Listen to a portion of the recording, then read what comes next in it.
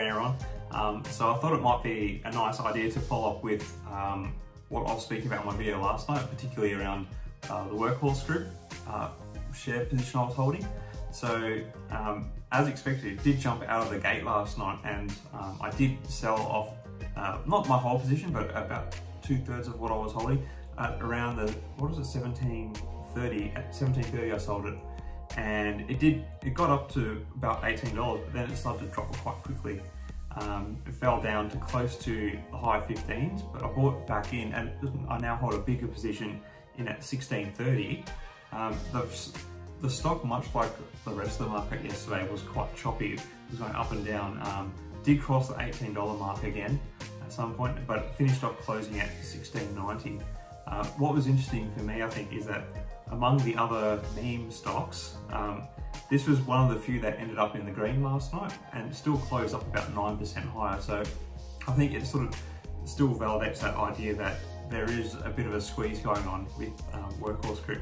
Not that I'm any real expert on this stuff, but looking at the charts and the very limited knowledge I have, I was looking at the different price points where there seems to be a bit of consolidation, and so from what I can see, maybe $15 seems to be a pretty stable price where there is a lot of support there, and the next level of support it needs to get to, I think, is about the $18 mark.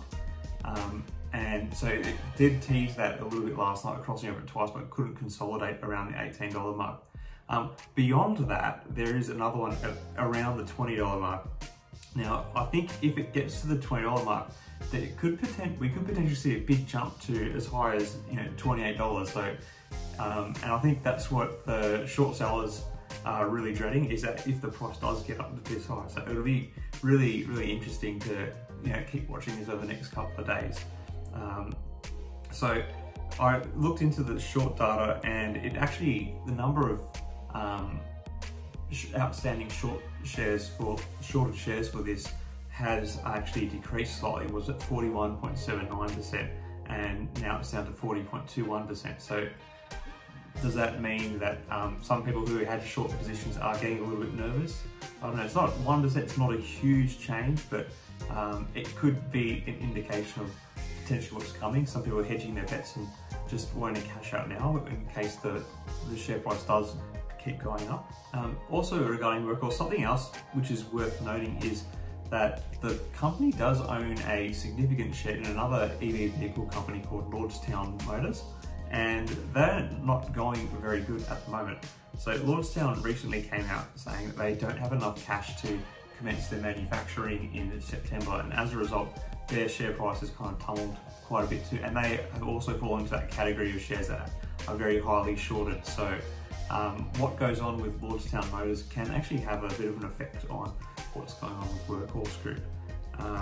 But that said, I think you do need to keep an eye on both of the companies, but whatever happens with Lordstown Motors, I don't think it's going to I don't think it will affect Workhorse too much, given what's going on right now. But I wouldn't be surprised if Lordstown Motors does say that they're going to do another equity raising so they can finance their their manufacturing, which is meant to start pretty soon on their EV vehicle.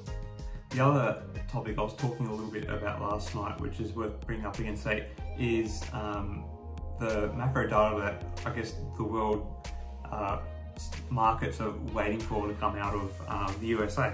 So in Asia and on the ASX, say, trading was actually quite flat. It did, in Australia, the ASX did tend to trend up slowly over time, but did have a bit of a drop off in the after hours 10 minutes where you can still sell off shares. It did drop quite a bit, like in that little gap. And then looking at the European markets, they've actually opened up a little bit negatively. So I don't know if that's sort of starting to give some indication about what's going on with the inflation figures in the United States.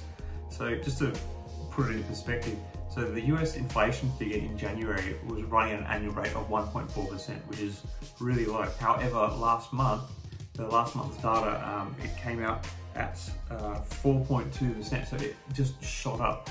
And I think analysts are kind of expecting it to jump up a little bit more to about 5% this month. And some think it's going to peak here and taper off.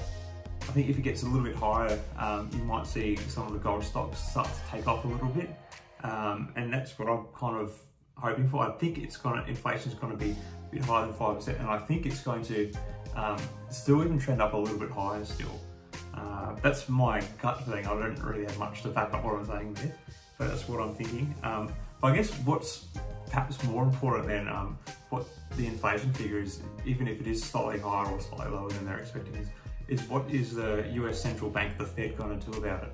So what's going to be the biggest driver of market action is what the Fed does, and they've been engaged in quantitative easing and controlling the bond market now since the pandemic began last year.